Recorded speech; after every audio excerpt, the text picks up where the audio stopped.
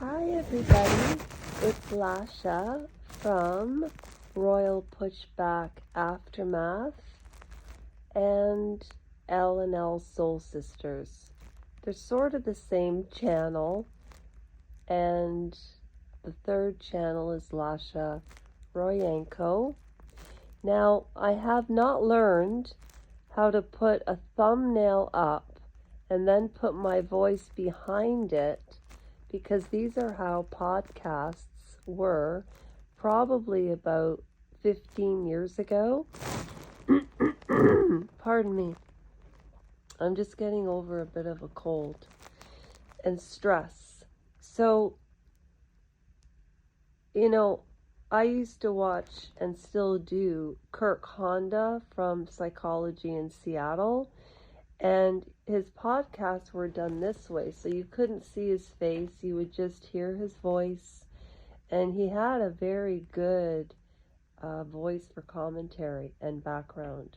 His cadence, his voice inflections changed all the time. He always was kind and looked at different perspectives because he was a qualified therapist. And I remember he always used to say, "Hello, deserving listeners." I'm getting to my point. This is my segue, and it's 1 minute and 32 seconds in. If you don't want to hear what I have to say about Kirk Honda, I'll be getting to my point in exactly 2 minutes.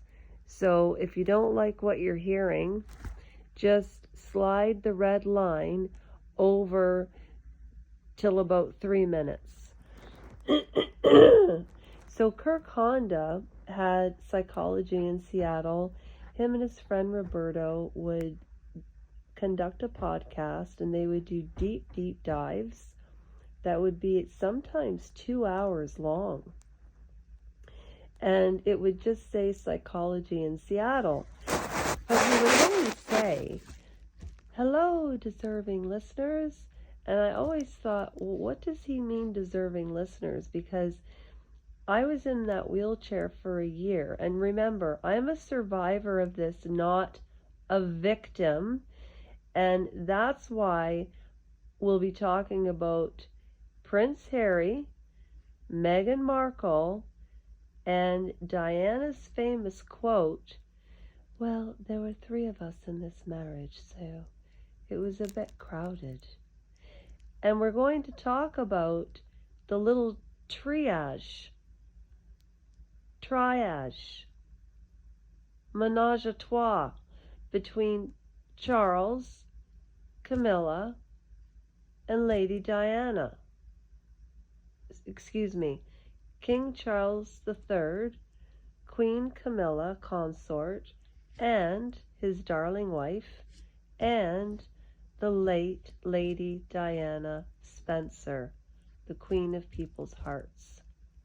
And how that royal situation was so bizarre.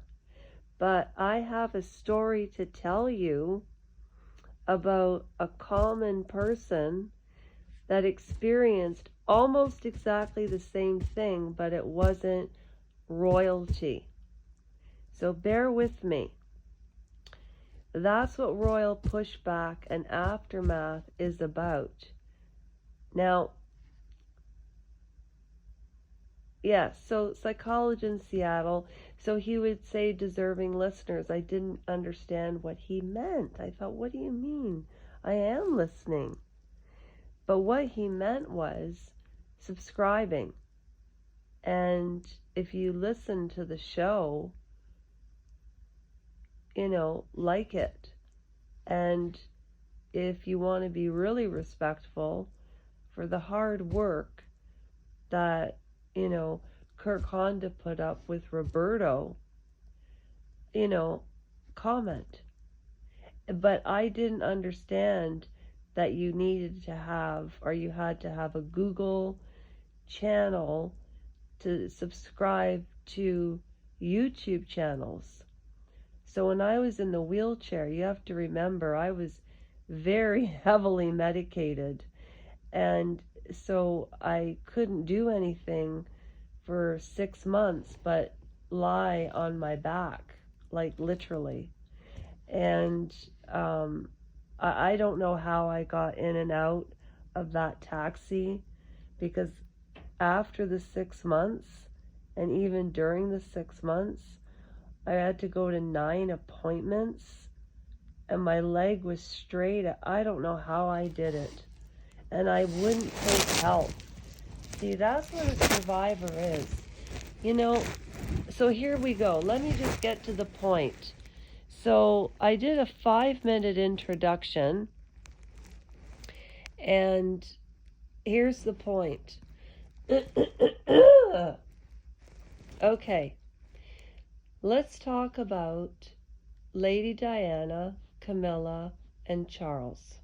And then we'll talk about the aftermath of that relationship and how it affected William and Harry, and the choosing of their wives, and how people, no matter the wealth, repeat patterns that their parents repeat.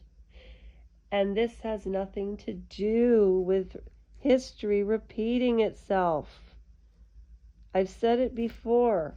Sting sang in Dream of the Blue Turtles, history will teach us nothing, because it's people that repeat itself. Just like what happened with COVID and the Spanish flu is exactly the same thing.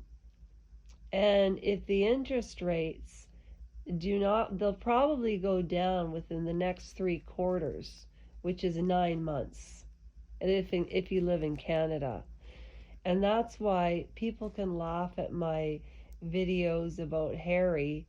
You know how many people said, who would want you, you're ugly, all of this stuff. I don't even care. I just thank people for participating and offer them their free Russian gypsy card read. You know, Lady Diana used to see psychics and pay hundreds of dollars, and I'm offering free Russian gypsy card reads to anybody who subscribes, likes, comments, views. If you email me, and 4 people have, I can't even believe it. I'm offering this for free. And there's no gig to it. Like, I'll never even have Patreon or PayPal if I ever reach 1,000 people. So let's go to the point. All right. I mean no disrespect to the late Queen Elizabeth II. I don't. I've seen colored footage of her old black and white trip to Australia and to India and to Korea, and I really love in The Crown, speaking of the late Queen, the lady that plays the Queen in season 5 and 6, her face is a lot softer than the real Queen. And I thought, I wonder why they picked her. Because the other lady, prior to this Queen, she's a very famous actress. And she's, oh God, she's been in so many movies that I can't even name them off. And she was kind of comedic. And then the first one was very, very stern. So I think the reason they pick, and then the first episodes with the young Queen Elizabeth, I think they picked the right actresses to play the Queen at different times over her 70 years of stabilizing the monarchy. So she had a multifaceted personality. The Queen Mother never gave an interview. All right. Then we have Prince Philip. Now, there were 2 Queen Mothers, by the way. There was Queen Elizabeth II's mother, who was married to King George V, whose nickname was Bertie, watch The King's Speech with Colin Firth. Also, Prince Philip's mother, Alice, was sort of written out of history because she was mentally unstable. Now, mentally unstable back then was probably depression, the same thing Diana experienced, but this was in the 30s, 40s, 50s. So she was in psychiatric homes her whole life, sort of written out of history, and her name was Queen Alice. And she was like queen for a day. And Prince Philip had to hide his mother. And guess who her psychiatrist was? Sigmund Freud. Now, little history about the Queen Mother and Prince Philip. And let's remember their backgrounds and where they come from. Because myself, as I remember one of the episodes of The Crown, Queen Elizabeth didn't know how to use the flicker. Prince William tried to show her. She got very confused, didn't understand.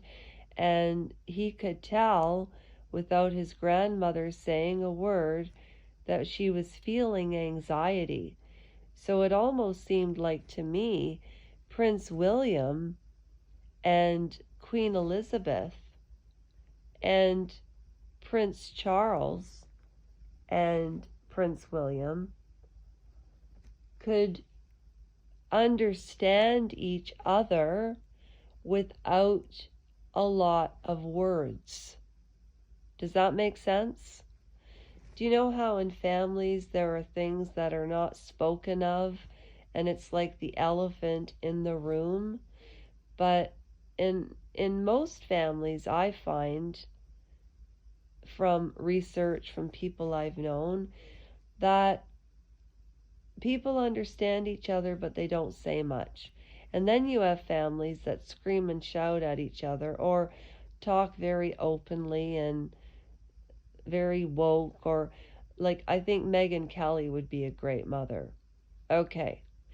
Then we have Lady Diana Spencer. Meets Prince Charles at 14, 15. She used to play with the cousins, the young cousins. So she's 19 years old. She was related to Georgina, the Duchess of Devonshire, who happened to marry, and this was when the monarchies had government started in England, and the very first Prime Minister of England, his name was Charles, but I don't remember his last name, and Georgina had an affair with him and loved him, and she had a child with him that her name was Eliza, who, see, I'm going to look into all of this lineage. So Lady Diana Spencer is 19 years old. I'm repeating things we all know. And she had a very multifaceted side. So think of Queen Elizabeth. Imagine her in your mind. Imagine Prince Philip in your mind. Think of those beautiful statues. If you've been on my channel, you've seen my shorts where I use different music, and I use their statues because they're monuments of history and time. No matter what we think about the monarchy, it's history. Okay? But they weren't related to Jesus. Jesus never had children. He was Jewish, and he died on the cross. Okay? People can call that fiction if they want to, but there's truth in everything we read and everything we say. Now, there's not a lot of people who come up with very unique topics, and I'm not. I'm just thinking unique topics would be sitting around with King Charles and Camilla talking about, Charles, how did you feel about Diana? What did you think? Because Charles is a thinker. So you would ask Charles what he thought. Camilla's a thinker and a feeler. You would ask her what she thought first out of courtesy, and if they so felt like it to share with you, if they trusted you, they would tell you what it was like for Diana, what it was like for them. I also loved in The Crown how Jeremy, he was in The Affair on HBO, and he was Dominic West, who plays Charles and goes to Paris and weeps. And there were movies made of the Queen Mother being forced to do these types of things, go down to Diana's coffin, and I really believe the Queen thought it was nobody's business. I don't think it was because of how she felt about Diana.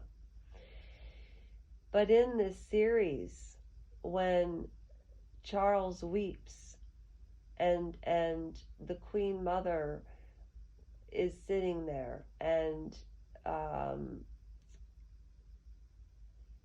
Diana comes back and she goes, ta-da, to Prince Charles. And Dominic West, playing Prince Charles, says, I have so many regrets. And she looks out the window and she says, you'll get over them. And he says, no, I won't. She said, yes, they'll pass. Just take care of the boys. And they love you, and you're a good father. I like that they put that in there, because that's a very real thing that happens to people. They did the same thing with the Queen, and the Queen went down. It was unprecedented for her to do that. She's had a lot of trouble, in my opinion, running the monarchy, or else her children wouldn't be running amok. Sorry, I have a cold and I have asthma. So then you look at Camilla. She was hounded, harassed, humiliated. We all know that Diana wasn't related to Charles, but Charles and Camilla are fourth cousins, okay? Diana couldn't compete with that. She was 19 years old. She even wanted to back out of it. Charles wanted to back out of it. Queen Elizabeth and Philip couldn't back out of it because of what the people of England would think. And Diana was so for the monarchy and so in love with Charles. But she knew in her gut there would always be three in the marriage. They're not horrible people. They were all lovingly fascinating. But what I wonder is, what the hell happened to Harry? Diana also had a very manipulative style.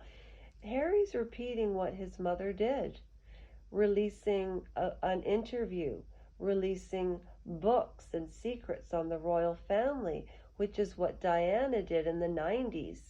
But for her to do that as a woman back then, at 19 years old, and she died at 37, she was just coming into her own. But Harry's doing what she does, but he thought that she would be beloved. He thought he would be beloved like Diana. And then you have Meghan, who is a total grifter and intruder, that waltzes right in there, and I don't know what in the hell the royal family was thinking. Why the hell are they lying to us about the children? And if you're in the States, if the royal grift ever hears this, phone the wellness check on those children. That's all I have for you tonight. I hope the thumbnail stays over my voice while you listen. As I say, take care of yourselves. I'll do the same. Have a good sleep. See you tomorrow. I'll do my uploads, go to work, do my uploads, go to work. I love doing this. And join any channel you want. I give up. Join the biggest one, join the smallest one. It doesn't matter. It's all in fun. Thank you so, so much.